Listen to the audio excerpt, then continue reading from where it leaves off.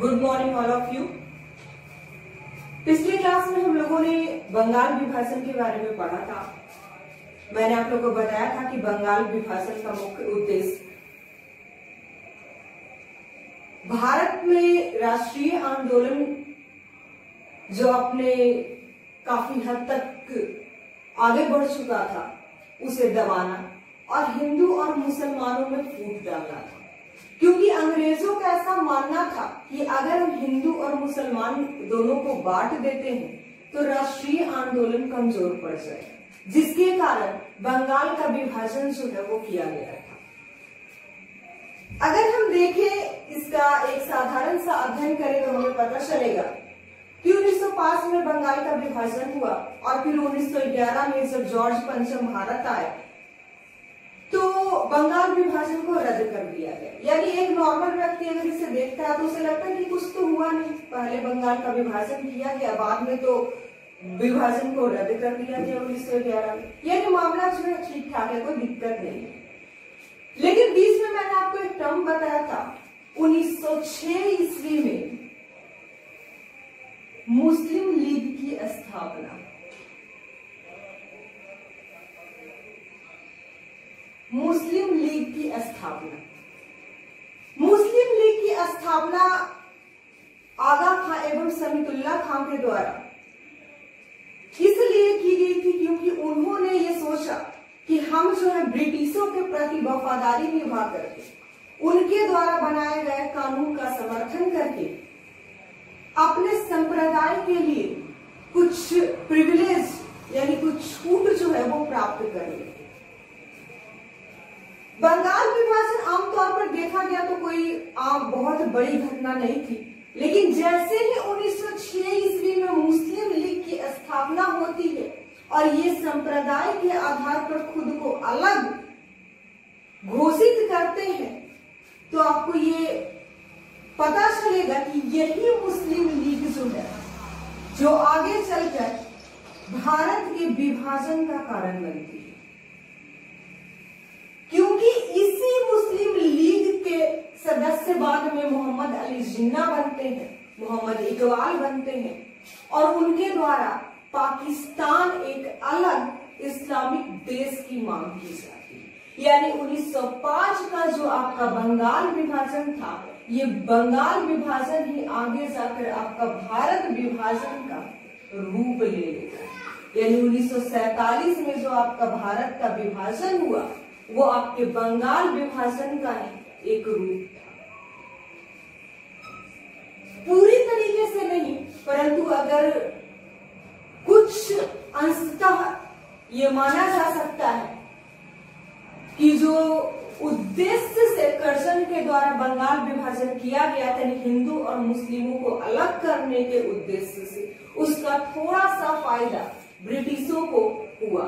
वो था आपका मुस्लिम लीग की स्थापना, जिसके कारण वो कुछ अपना जो है हिंदुओं और मुसलमानों को बांटने में सफल हो सके, लेकिन पूर्णतः नहीं। क्योंकि मुस्लिम लीग की जब स्थापना हुई तो ऐसा नहीं था कि जितने भी भारत के मुसलमान थे वो मुस्लिम लीग का समर्थन कर रहे थे, या फिर सारे लोग जितने भी उस समय, चाहे हम ये मौलाना अबुल कलाम आजाद की बात करें, मोहम्मद अली जिन्ना की बात करें या और भी लोगों की बात करें, तो उन लोगों ने इसे समर्थन नहीं दिया था। यानी मुस्लिम लीग को, जो कि एक संप्रदाय के आधार पर बनने वाला संगठन था, इसके कारण मौलाना अबुल कलाम आजाद जिन्ना आदि लोगों के द्वारा इसका बहिष्कार किया गया, उन्होंने इसे समर्थन नहीं दिया। उसके बाद 1906 के बाद आपका एक महत्वपूर्ण अधिवेशन होता है, 1907 का सूरत अधिवेशन।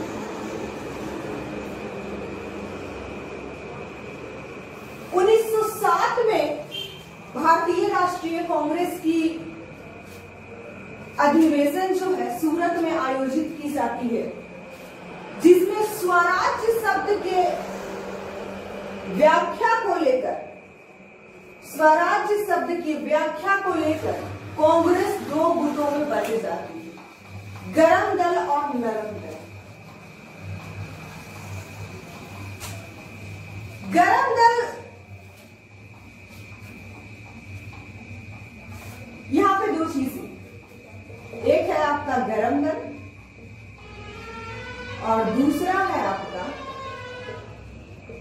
नरम दल। अब ये स्वराज्य क्या था ये जानते हैं। स्वराज्य का अगर शाब्दिक अर्थ देखा जाए तो स्वराज यानी खुद का राज्य होना कहीं पे, यानी हम कहीं पे खुद शासन करने हैं, इसका अर्थ होता है स्वराज। अब 1907 में ऐसा क्या हुआ कि गरम दल और नरम दल जो है वो बन गया। भारतीय राष्ट्रीय कांग्रेस के दो गुटों का इस तरीके से निर्माण हुआ।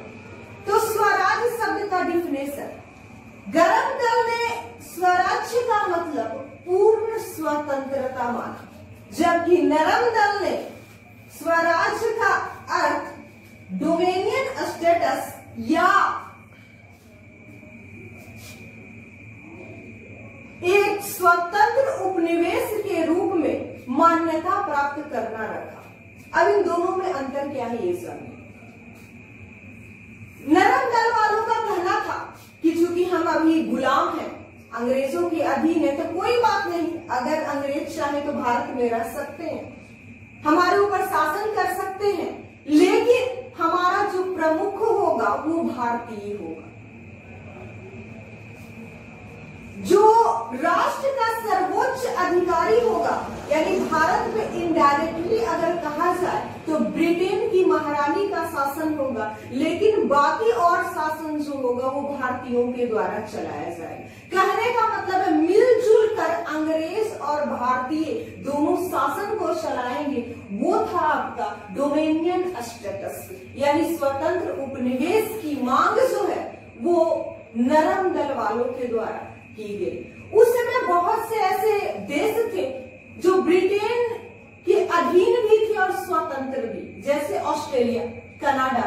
ये दो ऐसे उस समय के उपनिवेश थे जो ब्रिटेन के उपनिवेश थे, लेकिन वहां का आंतरिक शासन जो है वो वहां के लोगों के द्वारा चलाया जाता था। यही शासन की मांग जो है उस समय नरम दल वालों के द्वारा किया गया था अंग्रेजों से, और वो चाहते थे कि उन्हें डोमेनियन स्टेटस का जो है वो मान्यता प्रदान कर दे ब्रिटिश सरकार। जबकि गरम दल वालों का ये कहना था कि हम क्यों किसी का आधिपत्य स्वीकार करें, यानी कि अगर भारत देश हमारा है, यहाँ के सारे उत्पादन, सारी सामग्रियां, भूमि, हर चीज हमारी है, तो हम किसी और के अधीन रह करके क्यों शासन करें। यानी वो पूर्ण स्वतंत्रता की मांग कर रहे थे कि ब्रिटिश जो है वो पूर्ण रूप से भारत से चले जाएं, उनका किसी भी तरह का हमारे शासन या प्रशासन में किसी तरह का कोई इन्वॉल्वमेंट ना हो। इस मांग को लेकर जो है 1907 में भारतीय राष्ट्रीय कांग्रेस में फूट पड़ जाती है और गरम और नरम दल की स्थापना हो जाती है। इसके बाद आते हैं हम लोग 1909 का मार्ले मिंटो सुधार अधिनियम। 1909 में मार्ले मिंटो सुधार नाम का एक अधिनियम अंग्रेजों के द्वारा लाया गया था। इसका मुख्य पर्पस था आपका एक सांप्रदायिक निर्वाचन प्रणाली की स्थापना।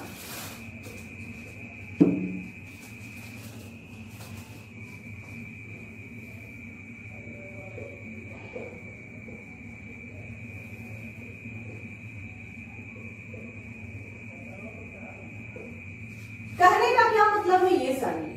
1905 में बंगाल का विभाजन करने के बाद 1906 में मुस्लिम लीग की स्थापना होने के बाद भी अंग्रेजों के मन को शांति ना मिली और उन्होंने सोचा कि भारत में जब एक अलग मुस्लिम लीग जैसा सांप्रदायिक संगठन बन ही गया है तो क्यों ना इसमें थोड़ी सी और फूट डाली जाए, और उसी फूट का नतीजा आपका था मार्ले मिंटो सुधार अधिनियम। इसके तहत हुआ क्या, भारत में हिंदू और मुसलमान इन दोनों के लिए अलग निर्वाचन पद्धति बनाई गई। पहले जो संयुक्त रूप से निर्वाचन होता था उसे अलग करके मुसलमानों के लिए अलग निर्वाचन की व्यवस्था की गई, जिसके अंतर्गत जो भी प्रतिनिधि उस चुनाव में खड़ा होगा वो मुस्लिम होगा, जो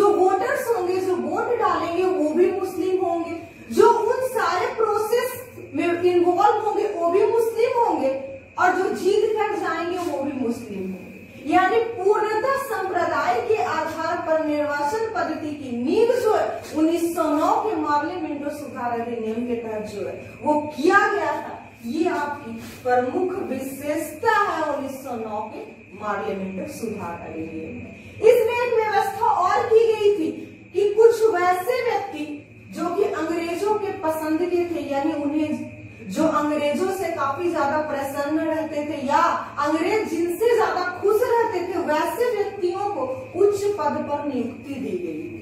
ये दो प्रावधान आपके सबसे ज्यादा पूछे जाते हैं एग्जाम्स में भी, और ये काफी ज्यादा इम्पोर्टेंट है। उसके बाद आते हैं हम लोग अगले टर्म्स की ओर।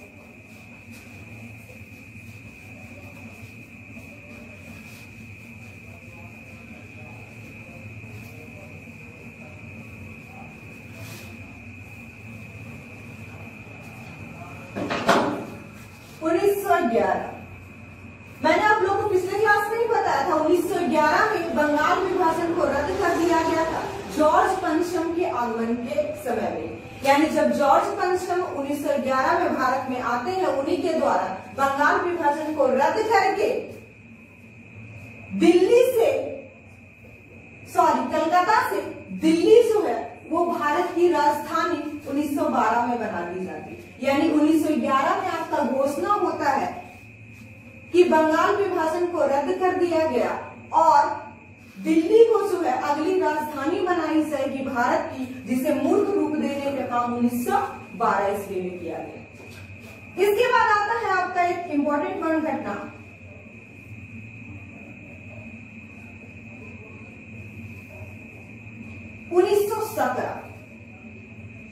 इससे पहले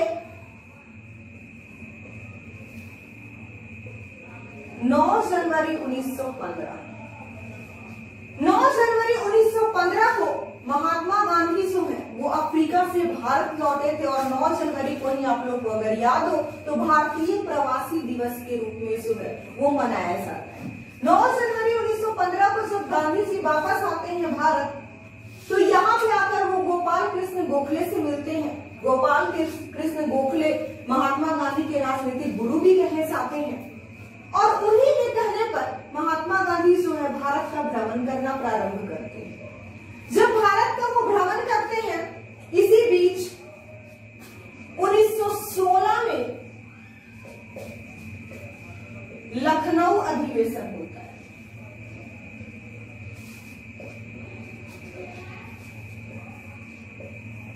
भारतीय राष्ट्रीय कांग्रेस का 1916 का लखनऊ अधिवेशन जो है वो काफी ज्यादा महत्वपूर्ण हो जाता है। अब ये कैसे महत्वपूर्ण है ये जानिए। 1914 ईस्वी में प्रथम विश्व युद्ध स्टार्ट होता है, आपका प्रारंभ होता है और 1914 में अंग्रेजों के द्वारा जो है ये कहा जाता है कि हम भारत से समर्थन चाहते हैं, यानी भारत के लोग जो है उनका समर्थन करें प्रथम विश्व युद्ध में, और काफी सारे लोग जो है जो सैनिक हैं वो समर्थन दें, अपना सहमति दें और उनके द्वारा जो है ब्रिटिश के पक्ष में युद्ध किया जाए। और जब वो युद्ध जीत जाएंगे, यानी प्रथम विश्व युद्ध जब वो जीत जाएंगे, तो वो भारत को डोमिनियन स्टेटस का जो है मान्यता प्रदान करेंगे। इस शर्त पे प्रथम विश्व युद्ध में भारतीयों के द्वारा अंग्रेजों का समर्थन किया जाता है। इस युद्ध में तुर्की जो है वो ब्रिटेन के खिलाफ लड़ रहा होता है। बावजूद इसके जब ब्रिटिश भारतीयों से समर्थन मांगते हैं और खासकर भारत में स्थित मुसलमानों से समर्थन मांगते हैं, तो भारतीयों को ये विश्वास दिलाते हैं, भारतीय मुसलमानों को ये विश्वास दिलाते हैं कि तुर्की के साथ जब उनका युद्ध होगा तो उनके लिए उनके मन में जो किसी तरह की कोई कटुता नहीं होगी और एक सॉफ्ट कॉर्नर वो तुर्की के लिए अपने मन में रखेंगे। लेकिन जैसे ही तुर्की के साथ युद्ध होता है ब्रिटेन का, तो वो अपने वादे से मुकर जाता है। तुर्की का जो अंतिम खलीफा होता है मुस्तफा कमाल पाशा, इस युद्ध में यानी प्रथम विश्व युद्ध में तुर्की हार जाता है और तुर्की को दो भागों में ब्रिटेन डिवाइड करके बांट करके आधा फ्रांस को दे देता और आधा खुद रख लेता। और वहां उस समय जो अंतिम खलीफा होते हैं मुस्तफा कमाल पाशा, उनको उनके पद से हटा दिया जाता है। जब इस तरीके की घटना तुर्की में होती है, जो कि पूरी तरीके से मुस्लिम देश था, तो भारत में जो मुसलमान थे वो काफी ज्यादा इससे क्रुद्ध हो जाते हैं। उन्हें लगता है ये ब्रिटिश जो है विश्वसनीय नहीं है, इन पे बिलीव नहीं किया जा सकता है, और इनके खिलाफ 1916 ईस्वी में खिलाफत आंदोलन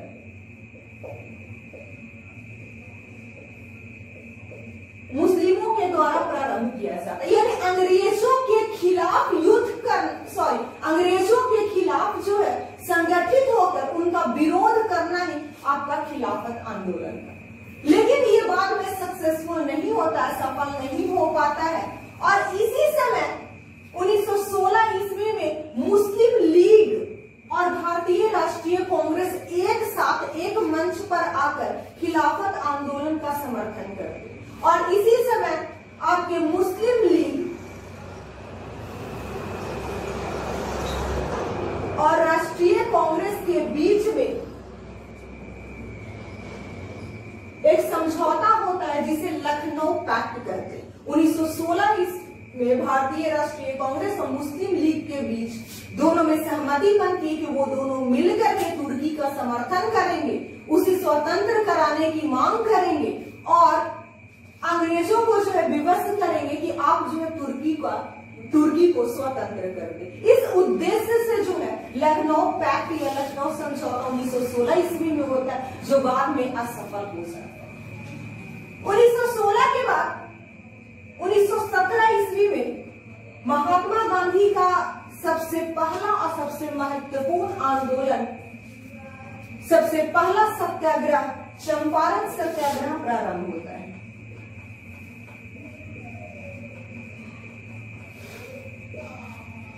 कहा जाता है कि चंपारण के एक समृद्ध किसान परिवार से बिलोंग करते थे राजकुमार शुक्ल। 1916 में जब लखनऊ पैक्ट हो रहा था और लखनऊ अधिवेशन हुआ, उसी दौरान राजकुमार शुक्ल जो है वो गांधी जी से लखनऊ में मिले, और उन्होंने गांधी जी को चंपारण आने का न्योता दिया कि आप जो है चंपारण आए, क्योंकि चंपारण में किसानों की स्थिति बहुत ही दयनीय है। उनके आवेदन पर 1917 ईस्वी में महात्मा गांधी चंपारण जाते हैं। जब वो चंपारण जाते हैं तो उन्हें पता चलता है वहां पे एक विशेष प्रकार की पद्धति जो है वो नील बगान मालिकों के द्वारा प्रारंभ की गई है, जिसका नाम था 3 कठिया प्रणाली। 3 कठिया प्रणाली। अब ये था क्या, ये जानिए। हर किसान को अपने 20 बीघा जमीन में से 3 बीघा जमीन में नील की खेती करना अनिवार्य किया गया था। यानी वहां के चंपारण के जो किसान थे, अगर उनके पास 20 बीघा जमीन है तो उस जमीन के कम से कम 3 बीघा जमीन में वो नील की खेती करें।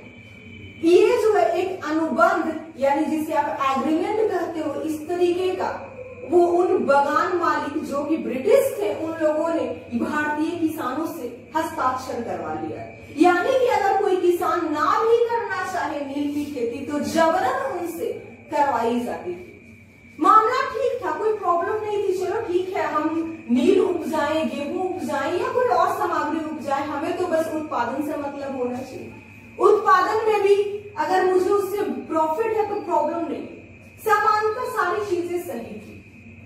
लेकिन जैसे ही जापान में रासायनिक रंग का खोज हो गया तो भारत में जो उत्पादित नील था उसका डिमांड काफी कम हो गया, उसके मूल्य में लगातार जो है वो गिरावट आने लगी, और उनका नील का सही मूल्य जो है वो किसानों को नहीं मिलने लगा, जिसकी वजह से किसान जो है नील की खेती नहीं करना चाह रहे थे।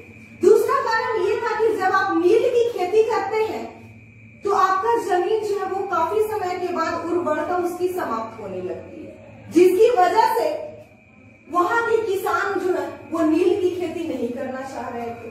अब हुआ क्या, जबरन उनसे नील की खेती करवाई गई, उचित उनको मूल्य नहीं दिया जाने लगा, जो किसान नहीं करना चाहते थे उनका जमीन छीन लिया जाने लगा, उनके घरों को आग लगाया जाने लगा। जब वो अपने खेत संपादित करते थे तो उन्हें जला दिया जाने लगा।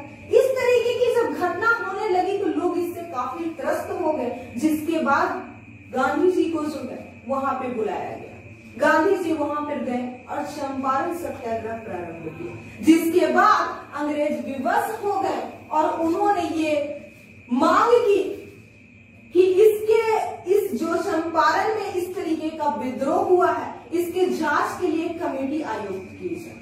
उस कमेटी में महात्मा गांधी भी एक सदस्य के रूप में नामित हुए और सारे मुद्दों को देख करके उसकी जांच पड़ताल करके अंग्रेज ये नतीजे में पहुंचे कि नील किसानों के साथ बहुत ज्यादा ज्यादती हुई।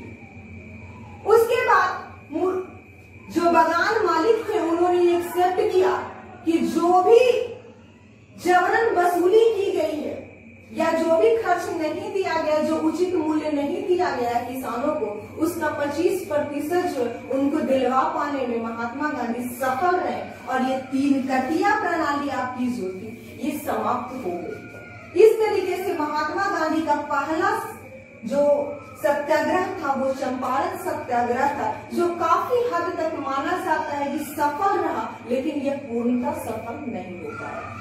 उसके बाद 1918 ईस्वी में अहमदाबाद मिल मजदूर आंदोलन,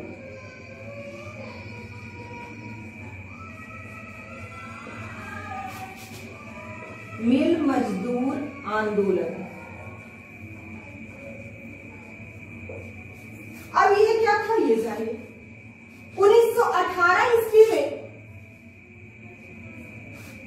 अहमदाबाद जो कि गुजरात का एक क्षेत्र है, वहां पे प्लेग फैल गया था और अहमदाबाद में जो कपड़ा उद्योग था उसके जो मालिक थे वो प्लेग का बोनस देने से इनकार कर दिए मजदूरों से, जिसके वजह से गांधी जी को 1918 में अहमदाबाद में जाकर मजदूरों के समर्थन में जो यह आंदोलन किया।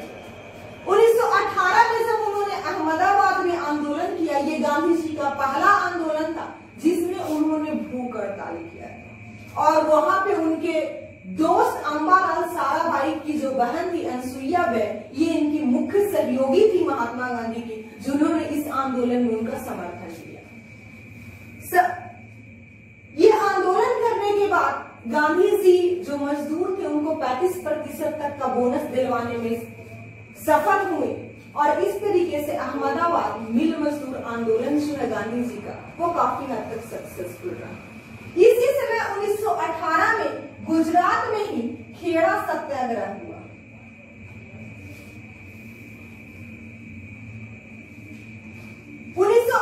में खेड़ा में अकाल पड़ा। अकाल पड़ने के बावजूद भी अंग्रेज जो थे वो लोगों से जबरन लगान की वसूली करते थे। जो लोग अनाज देने में सक्षम नहीं थे उनके घरों से जाकर जबरन जो उनके खाने पीने का अनाज जो उन्होंने थोड़ा बहुत बचा कर रखा था वो उनसे छीन लिया जाता था। यानी बहुत ही ज्यादा ज्यादती जो है वो खेड़ा के लोगों पे की जा रही थी, जिसके विरोध में गांधी जी ने किसानों का समर्थन दिया और खेड़ा सत्याग्रह जो है वो किया। खेड़ा सत्याग्रह करने के बाद जब अंग्रेज इसमें इन्वॉल्व हुए, अंग्रेज आकर के देखे कि हाँ मैटर क्या है, उन्होंने इसमें जांच पड़ताल की तो उन्होंने ये निष्कर्ष दिया कि खेड़ा में जबरन जो किसानों से लगान की वसूली की जा रही है ये नहीं किया जाना चाहिए और अब ये नहीं होगा। उन्होंने अंग्रेज अधिकारियों को जो लगान वसूल करते थे उनसे ये अनुरोध किया, उन्हें ये आदेश दिया कि आप उन्हीं से लगान की वसूली करें जो लगान देने में सक्षम है, उसके अतिरिक्त जबरन किसी भी किसान से जो है वो लगान की वसूली नहीं की। यानी इस तरीके से 1918 का खेड़ा सत्याग्रह को देखा जाए तो ये भारत में गांधी जी का पहला पूर्ण रूप से सफल सत्याग्रह जो है वो खेड़ा सत्याग्रह माना जाता है। इसी बीच में आपका एक आता है टर्म 1916 का होम रूल आंदोलन। होम रूल, होम मतलब होता है घर, रूल मतलब होता है शासन। कहने का क्या मतलब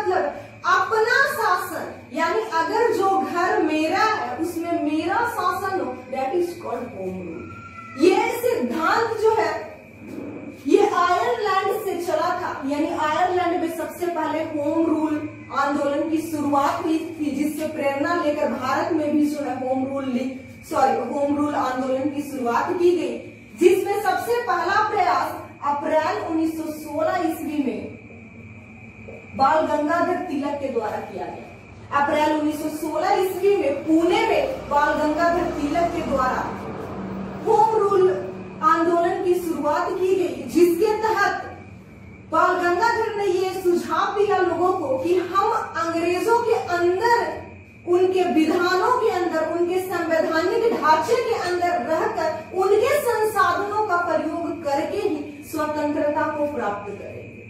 अब ये क्या था, कहने का मतलब उन्हीं का संसाधन प्रयोग करके उन्हीं के माध्यम से हम जो है स्वतंत्रता को प्राप्त करने का लक्ष्य, और होम रूल डेट मीन्स अपना शासन हो, पूर्णतः अपना शासन हो, इस उद्देश्य से बाल गंगाधर तिलक के द्वारा होम रूल आंदोलन की स्थापना जो है, होम रूल आंदोलन जो है वो चलाया गया था, और होम रूल लीग जो है इसी के तहत बनाया गया। इस समय दो पत्रिका मराठा और केसरी, ये बाल गंगाधर तिलक के द्वारा ये पत्रिकाएं निकाली जाती थी, जिसमें भारतीयों को बताया गया था कि होम रूल लीग का जो है पर्पस क्या है, हम क्यों बनाना चाहते हैं इसे, या हमें भारत को किस तरीके से आजाद। चर्चा उन्होंने मराठा और केसरी नामक अपने दो पत्रिकाओं में किया था। इसमें एक टर्म और आपको मिलेगा, सितंबर 1916 ईस्वी। मैंने आपको फर्स्ट टाइम में बताया कि अप्रैल 1916 ईस्वी में पुणे में बाल गंगाधर तिलक के द्वारा जो है आपका होम रूल लीग की स्थापना की गई, जबकि सितंबर 1916 ईस्वी में मद्रास में एनी बिसेंट के द्वारा होम रूल लीग की शुरुआत की जाती है, यानी दो अलग क्षेत्रों में दो अलग व्यक्तियों के द्वारा जो है वो आपके होम रूल लीग की स्थापना की जाती है। ये एग्जाम में हमेशा कंट्रोवर्शियल थोड़ा सा क्वेश्चन है कि लोग कंफ्यूज हो जाते हैं, उन्हें लगता है कि होम रूल लीग तो मैंने पढ़ा था, तो बाल गंगाधर तिलक है या एनी बेसेंट, जबकि इसमें दोनों है, एक पुणे के हैं तो दूसरे मद्रास के। तो एनी बेसेंट के द्वारा सितंबर 1916 ईस्वी में जो है वो होम रूल लीग की स्थापना की जाती है, और उनका भी पर्पस जो है यही रहता है कि हम भारत को आजाद करवाएं, भारत को एक स्वतंत्र राष्ट्र के रूप में मान्यता दिलवाएं, और भारत में जो शासन होना चाहिए वो भारतीयों का होना चाहिए। इस उद्देश्य से एनी बेसेंट जो है वो भारत में होम रूल लीग की शुरुआत करती है।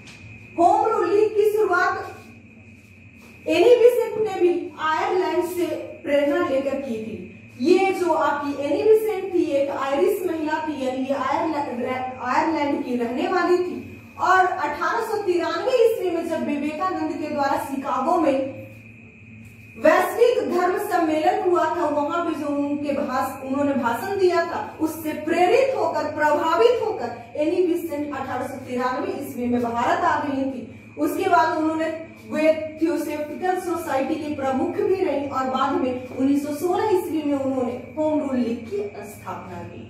यानी इस तरीके से हम देखते हैं तो 1905 से लेकर के 1918 के बीच में काफी सारी घटनाएं घटती, जिसके बारे में मैंने आपके सामने विस्तृत चर्चा की। इसके अलावा अगर आपको कोई डाउट हो, कोई भी कंफ्यूजन हो, तो आप कमेंट सेक्शन में लिख करके हमसे पूछ सकते हैं, और अगर आपको ये वीडियो अच्छा लगा हो तो इसे लाइक और सब्सक्राइब जरूर कर दें, और अगर आपको कोई और चीज भी पढ़ने की इच्छा हो तो उसके बारे में भी आप कमेंट सेक्शन में लिख सकते हैं। Thank you.